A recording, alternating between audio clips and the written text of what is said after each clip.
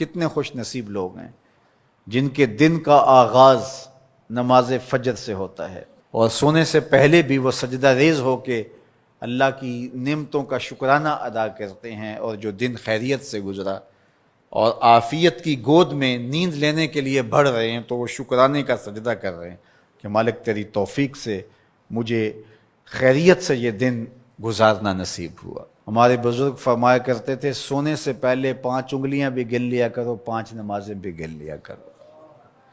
اگر 5 نمازیں پوری ہیں تو اللہ کا شکر ادا کیا کرو کہ تمہیں توفیق اس نے عطا کی۔ اللہ اکبر۔ حضور علیہ السلام نے کچھ لوگوں کو دیکھا معراج کی شب کہ ان کے سر پتھروں سے کوٹے جا رہے ہیں، کچلے جانے کے بعد پھر دوبارہ سر صحیح کر دیے جاتے ہیں، پھر پتھروں سے ان کے سر کوٹے جاتے ہیں، ریزہ ریزہ ہو جاتے ہیں، پھر دوبارہ ان کے سر صحیح کر دیے جاتے ہیں۔ جبریل امین نے کہا حضور یہ آپ کی امت کے وہ لوگ ہیں جو نماز میں کاہلی کیا کرتے تھے، نماز میں سستی کیا کرتے تھے، نمازوں پر بوجھ تھا کہ یہ وقت ہو گیا ہے اب پڑھنی پڑے گی، دیر کرتے رہتے، پہلے پڑھنا ہی نہیں چاہتے تھے، اگر پڑھنی پڑھ بھی جاتی تو پھر نماز کی وجہ سے ان کے سر بوجھل رہتے تھے۔ آج ان کے وہ سر کوٹے جائیں گے۔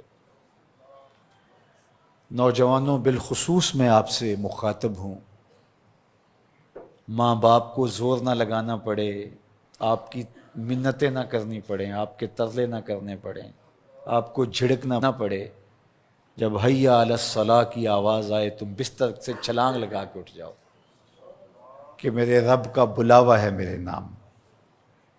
میسج ہے۔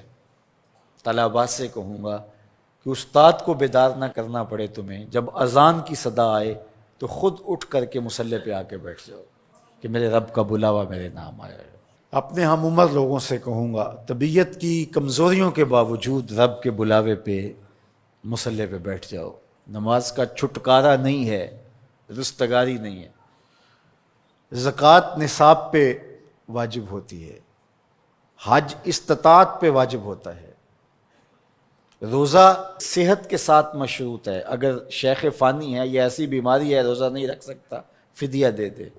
مسافر کو چھوٹ ہے، بیمار کو چھوٹ ہے کہ وہ دیگر ایام میں اس کی قضا کر لے، لیکن نماز کی چھوٹ نہیں ہے۔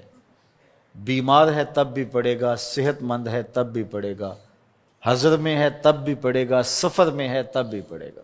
بالغ کے اوپر نماز کی کسی صورت میں بھی رخصت نہیں ہے۔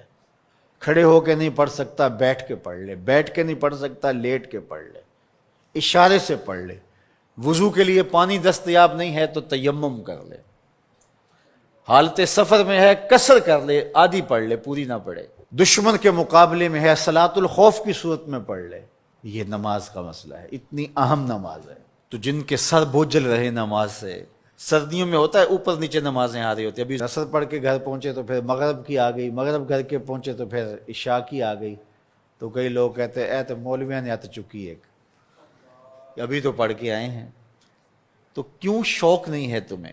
ایک نماز کے بعد وہیں بیٹھ کے دوسری نماز کے انتظار میں مسجد میں قیام کرنے والا، اللہ اکبر، فرشتے ناز برداریاں کرتے ہیں۔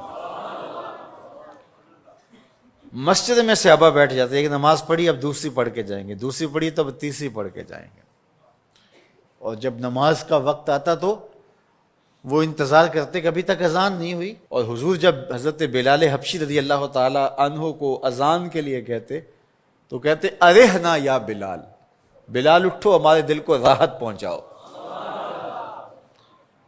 آنکھوں کی ٹھنڈک قرار دیا نا نماز کو، جعلت قرۃ عینی فی الصلاۃ، میری آنکھوں کی ٹھنڈک نماز میں رکھی گئی ہے۔